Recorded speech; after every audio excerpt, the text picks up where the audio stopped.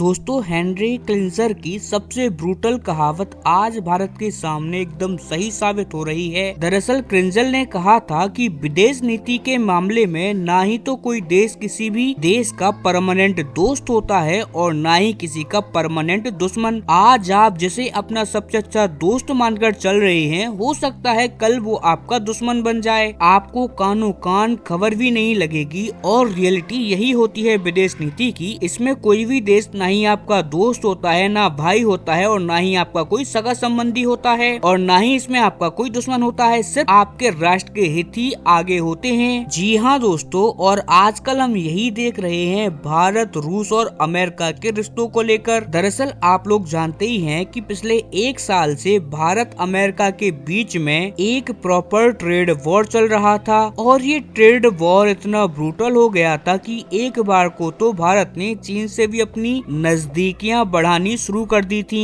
और लग भी ऐसा रहा था कि भारत, रूस और चाइना मिलकर IRC ग्रुप को फिर एक बार जिंदा कर देंगे और एक ऐसा प्लेटफॉर्म बना देंगे जिससे अमेरिका को चुनौती दे जा सके। लेकिन पिछले 72 घंटों में जो हुआ है वो किसी बॉलीवुड मूवी से कम नहीं लग रहा है, क्योंकि पिछले 72 घंटों में अचानक से भारत ने अमेरिका के साथ एक प्रॉपर ऐतिहासिक ट्रेड डील साइन कर ली थी, और भारत के ऊपर से अमेरिका ने भी जो टैरिफ लगा रखे थे उन्हें हटा दिए। लेकिन इस डील के होने के बाद जो रिस्पॉन्स रूस से आया है वो हेनरी किसिंजर की कहावत से पूरी तरीके से मेल खाता है। अब वो कैसे, तो आप खुद आपकी स्क्रीन पर देख लीजिए। दरअसल अचानक से व्लादिमीर पुतिन ने लेटर लिख दिया पाकिस्तान के प्रधानमंत्री को और कहा, इस्लामाबाद में जो हमला हुआ है यानी कि आतंकी हमला, हम उस पर शोक व्यक्त करते हैं और साथ ही आतंकवादियों के खिलाफ आपकी मदद करने के लिए हर एक तरीके से हम रेडी हैं। और इतना ही नहीं, रिपोर्ट आ रही है कि आने वाले हफ्तों में रूस और पाकिस्तान के सैनिक मिलकर एक युद्ध अभ्यास करेंगे जो कि काउंटर टेररिज्म की प्रैक्टिस करी जाएगी। इसके अलावा पाकिस्तान के अंदर ही रूस के सैनिक ट्रेनिंग देंगे पाकिस्तानियों को कि आतंकवादियों से वो कैसे लड़ें। और बात सिर्फ यहीं तक सीमित नहीं है। पिछले 24 घंटों में ये रिपोर्ट भी आई है, जैसा कि आप स्क्रीन पर देख ही पा रहे हैं, कि रसिया पाकिस्तान एक डीपर स्ट्रेटेजिक पार्टनरशिप बनाने जा रहे हैं। जी हाँ, ये बात मैं आपसे नहीं कह रहा हूँ, खुद आपकी स्क्रीन पर आप देख सकते हैं। दोनों ही देशों की तरफ से स्टेटमेंट आया है जिसमें उन्होंने कहा है कि अब वक्त आ चुका है जब रूस और पाकिस्तान मिलकर एक डीप रणनीतिक साझेदारी बनाएं, जिसमें काउंटर टेररिज्म के साथ साथ दोनों ही देशों के बीच में व्यापार बढ़े, दोनों देशों की सेनाओं के बीच में कोऑपरेशन हो और साथ ही डिफेंस को लेकर भी एग्रीमेंट किए जाएं। वहीं कई रिपोर्ट्स के अकॉर्डिंग ये भी बात निकलकर सामने आई है, क्योंकि भारत और रूस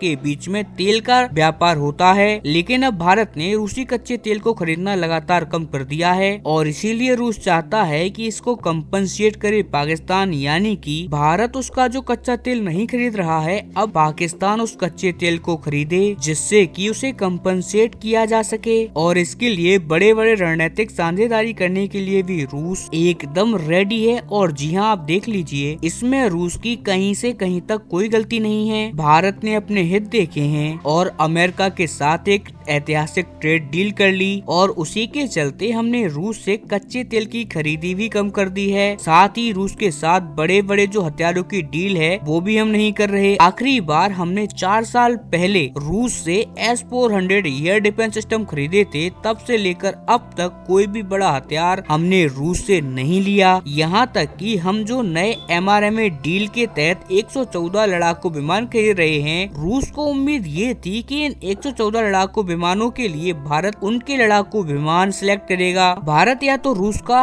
Su-35 परचेज करेगा या फिर Su-57 खरीदेगा, लेकिन भारत ने दोनों को ठुकरा दिया और खरीदा कौन सा, तो अब भारत खरीद रहा है MRFA डील के तहत राफेल लड़ाकू विमान। इसीलिए रूस को लग रहा है कि भारत के साथ फिलहाल पार्टनरशिप उसके लिए मुनाफे का सौदा नहीं है किसी भी तरीके से, क्योंकि दोनों देशों का व्यापार भी इस समय उस लेवल का नहीं है कि सिर्फ उसी पर निर्भर रहा जा सके। इसीलिए रूस अब अपने राष्ट्र हितों को मद्देनजर रखते एक नए पार्टनर की खोज कर रहा है। लेकिन दुखद बात ये है कि रूस को पाकिस्तान में अपना नया पार्टनर दिखाई दे रहा है, जिस देश की अर्थव्यवस्था कोलैप्स हो चुकी है, जिस देश के पास चबन्नी अठन्नी नहीं है। अब ऐसे में वो क्या देकर रूस से हथियार खरीदेगा, कहाँ से रूस का कच्चा तेल खरीदेगा और कितना ही व्यापार कर लेगा वो रूस के साथ। अगर रूस को एक नए पार्टनर की खोज ही करना था तो एशिया में ऐसे बहुत सारे देश हैं, अफ्रीका में भी बहुत सारे देश हैं जो कि अमेरिका से नफरत करते हैं, पश्चिमी देशों को भी नहीं मानते, और रूस उनके लिए एक अच्छा पार्टनर हो सकता था। लेकिन ये देख रहे हैं पाकिस्तान में अपना नया पार्टनर, इसीलिए ये सिर्फ नया पार्टनर की खोज नहीं लग रही, बल्कि ये भारत को चेक में रखने की कोशिश की जा रही है कि अगर